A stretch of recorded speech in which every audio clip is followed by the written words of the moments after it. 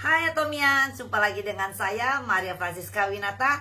Mari kita kembali melanjutkan materi motivasi kita hari ini. Dan sekarang kita akan membahas tentang gema kehidupan. Apa itu gema kehidupan? Nah, gema kehidupan ini bisa memberikan suara yang positif, bisa juga memberikan suara yang negatif, tergantung bagaimana kita membunyikan gema kehidupan ini ya. Nah, sekarang kita semua sepakat bahwa kita semua ini memiliki kelebihan dan kekurangan.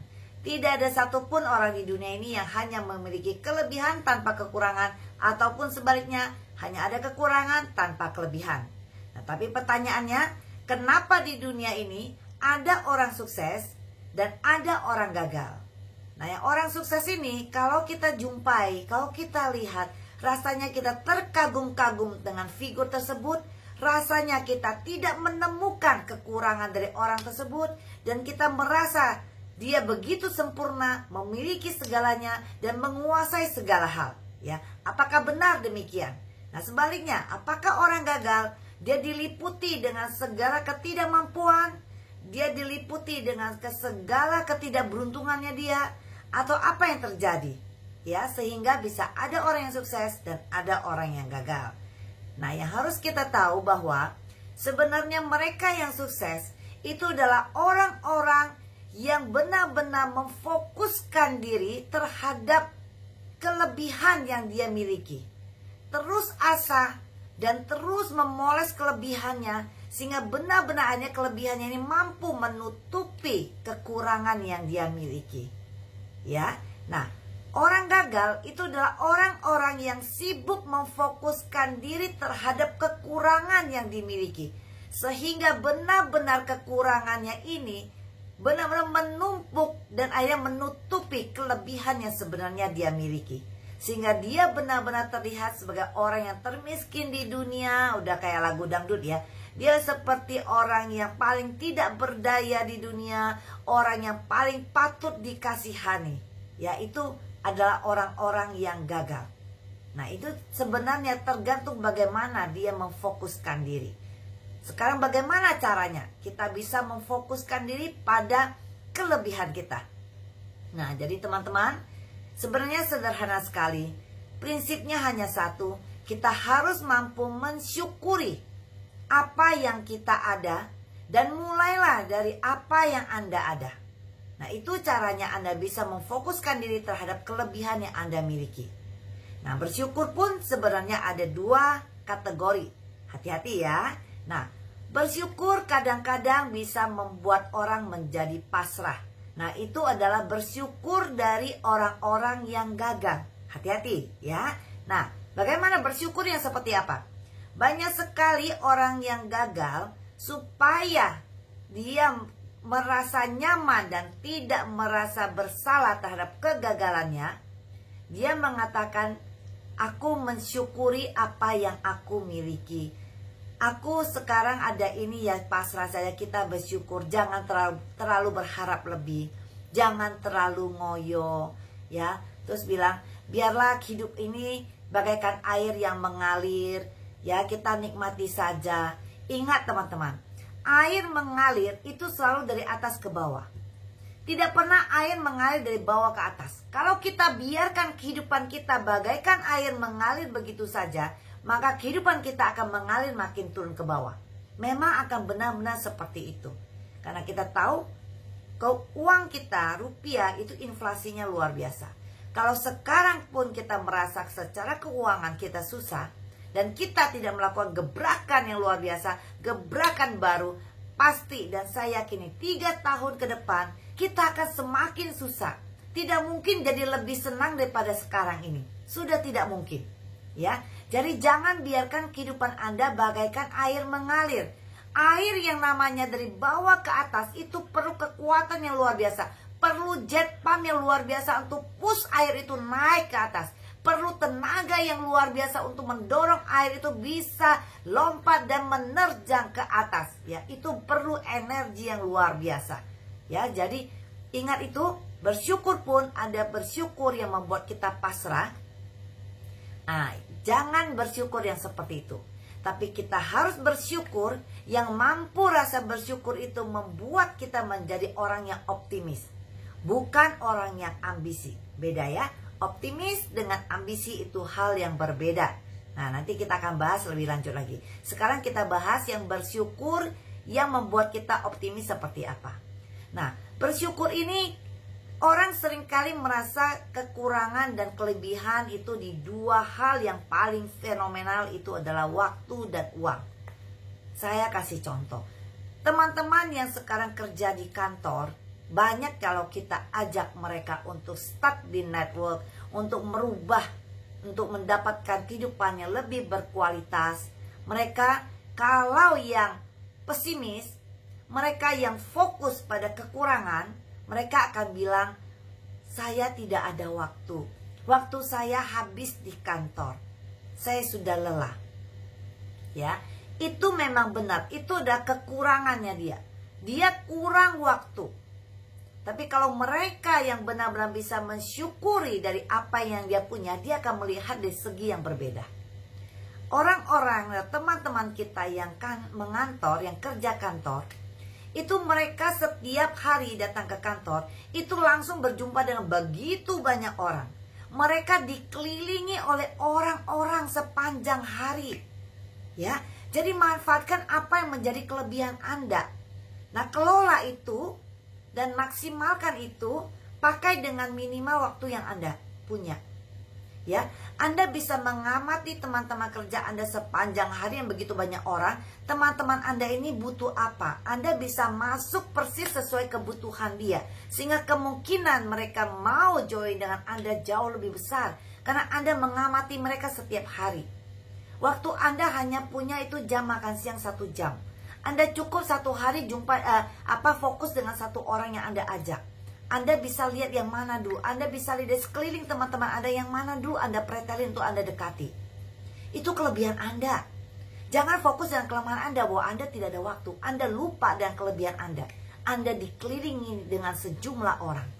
Nah, sebaliknya, ibu-ibu rumah tangga, mereka akan merasa, aduh saya mesti cari siapa. Saya tiap hari di rumah, saya nggak keluar. Saya nggak ada orang, saya nggak tahu harus ketemu siapa. Nah, dia fokus pada kekurangannya. Kekurangannya adalah kebalikan daripada teman-teman kita yang sibuk di kantor. Dia tiap hari di rumah, dia tidak berjumpa dengan 1 orang pun.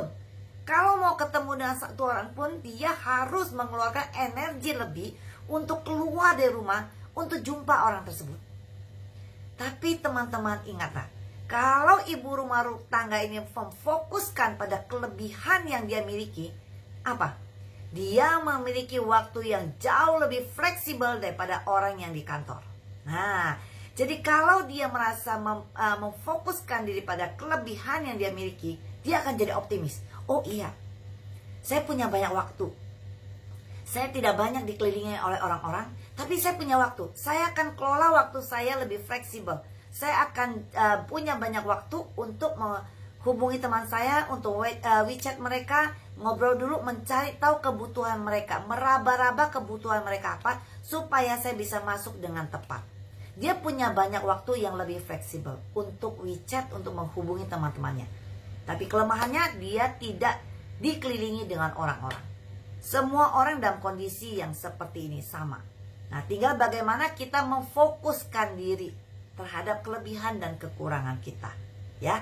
Nah, itu salah satu contohnya. Kalau Anda benar-benar fokus pada kelebihan yang Anda miliki, itu akan secara otomatis menimbulkan rasa optimis Anda, bahwa Anda bisa.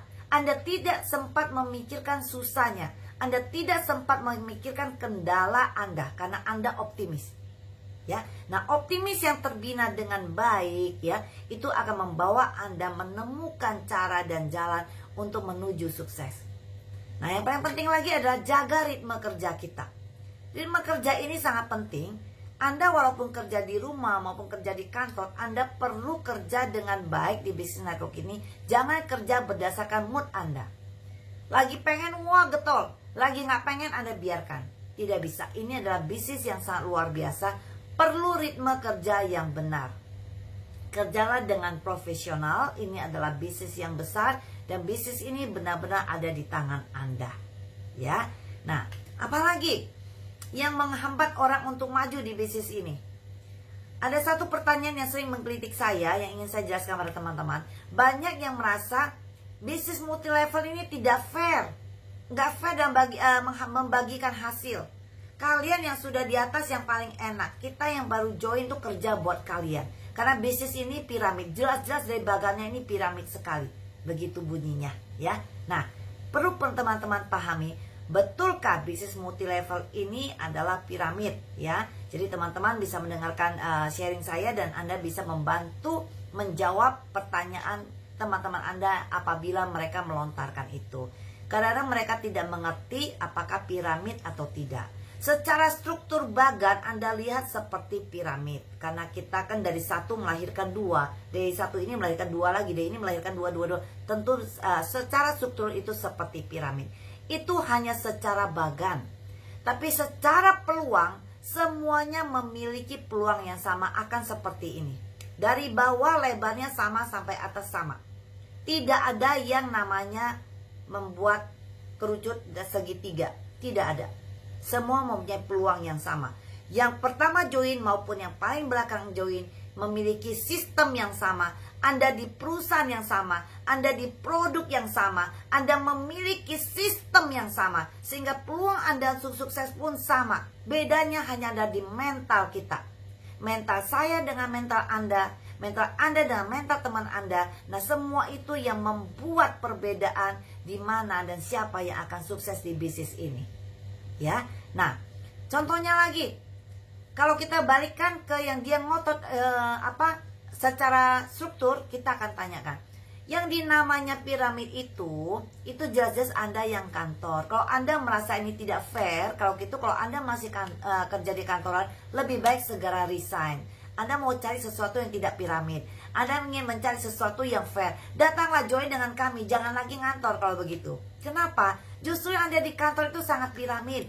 Kita akan tanya, di satu kantor tuh CEO-nya berapa orang? Ya, yang paling pucuk tuh pasti satu, membawahi berapa jajaran direksinya. Direksi nggak mungkin ada 50 direksi. Ada berapa direksi di situ? Ya, paling dikit mungkin ada direkturnya yang keuangan, mungkin ada yang marketingnya. Terus dari marketing ini, direksi marketing membawahi berapa manajer marketingnya.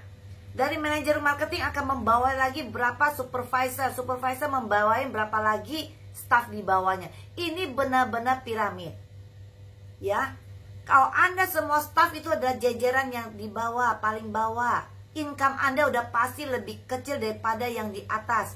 Staff biasa aja sudah tidak mungkin Anda menyaingi income daripada yang di atas Anda.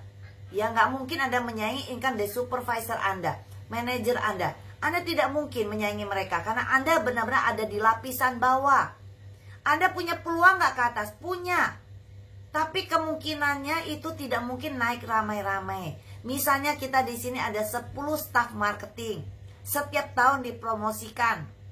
Misalnya ya, tahun depan siapa yang naik menjadi supervisor di antara kita semua yang staff? Nah, di saat Anda menjadi supervisor tahun depan, itu mungkin hanya Anda yang naik. Satu bangku nggak mungkin pangkuan ramai-ramai. Kemudian teman-teman 9 teman staf Anda menyelami Anda. Oh, selamat ya, naik ya posisinya. Anda pikir mereka dengan tulus menyalami Anda? Saya jamin tidak. Karena dia juga bersaing dengan Anda untuk dapatkan kursi itu. Kalau Anda naik, berarti bukan dia. Kalau dia naik, berarti bukan Anda. Lain dengan network. Network, bagaimana kuncinya supaya Anda sukses? Bagaimana kunci utama supaya leader ini bisa sukses?